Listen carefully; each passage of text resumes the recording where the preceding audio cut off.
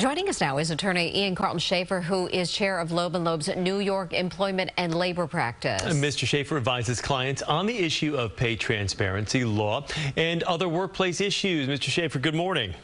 Good morning. Good to be with you. All right. So salaries have always been secretive with coworkers not knowing what their fellow employees make. Is all that now about to change?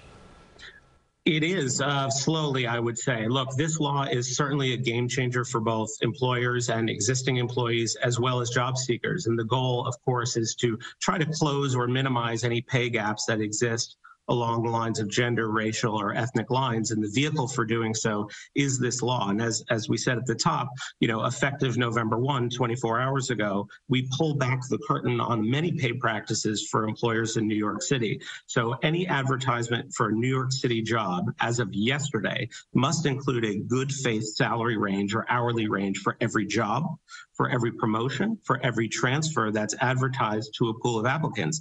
And that includes large employers and small employers. So a company that has 4 or more employees in New York City, at least one of whom is based in New York City, falls within the remit of this law. Staffing agencies fall within the remit of this law. Remote workers, if it's possible to perform the job in New York City, falls within the remit of this law. So we're talking about thousands, if not tens of thousands of employers, millions and millions of potential workers and applicants. So as you mentioned, companies now required to post that good faith salary range. So tell us exactly what that means. So according to the law, good faith salary range means what the employer honestly believes they are willing to pay in terms of range for a successful applicant. So it could be between $50,000 and $70,000 or $20 an hour to $25 an hour. And so compliance from a pure perspective of posting that range isn't that actually that complicated. What's more complicated is the impact for employers, employees, and job seekers in doing so. So what we are saying to clients and employers is to really prepare to embrace and prepare to comply.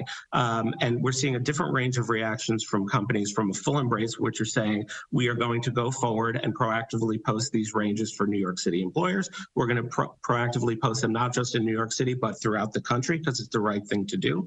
But there is significant impact. So we're saying get your house in order before the curtain gets pulled back, which means do pay equity studies, make sure people are being paid fairly and equitably today before that information is shared more broadly.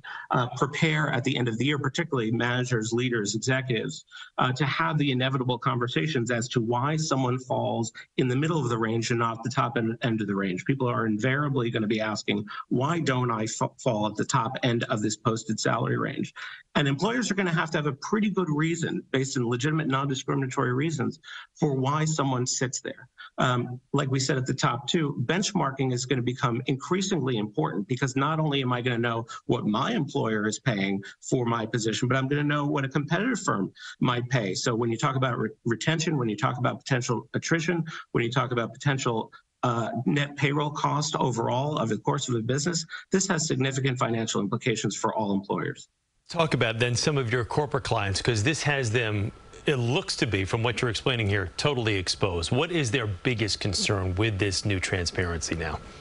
I'd say the biggest concern is that they're not ready for what is about to come out, both internally not having their house necessarily in order. And there's still time to do this. It's not that we're pulling back the curtain immediately. This is iterative. It's happening in stages. But making sure that the company understands today how it pays people, and are they subject to potential exposure or litigation, either on an individual or collective basis, if they can't explain disparities in pay, knowing where they fall within the market, and are they going to be able to, even in this recessionary environment, compete for talent when unemployment is at historic lows, and when there are industries and particular skill sets, particularly in science, technology, engineering, and math, where the war for talent is raging. But I will say one of the upsides is that it will make recruiting and the hiring process much more efficient, because just like you're hardballing up front, you're telling people this is what you can expect to make. So either opt in or opt out, and don't go through months-long process of recruitment only to get to the end of the story and have a discussion about compensation where the parties aren't aligned and the whole process has to start all over again. So I think there is a lot of upside for both sides. And what happens to companies that violate the law? So, when we talk about grace periods, and people ask me, are there grace periods in this law? My answer is, and this is a legal phrase, sort of. So job ads that were posted before November 1, we would say, and our guidance has been, need to be updated with salary ranges to come into compliance. In terms of penalties, as you mentioned, the City Commission is able to levy penalties up to $250,000 per violation per ad, but they are also saying there's one free pass, essentially, for all employers to course correct over the course of 30 days if they violate. After the 30 days, the one free pass period expires. They could be subject to fines of up to $250,000 per violation per ad. And so those numbers can get pretty large pretty quickly. All right, Ian, thank you so much. Ian Carlton-Schaefer, New York Employment Chair at Loeb & Loeb. Thanks so much for helping us understand all these new frameworks of these new rules. For more details about the new salary transparency law now in effect, you can go to our website, cbsnewyork.com.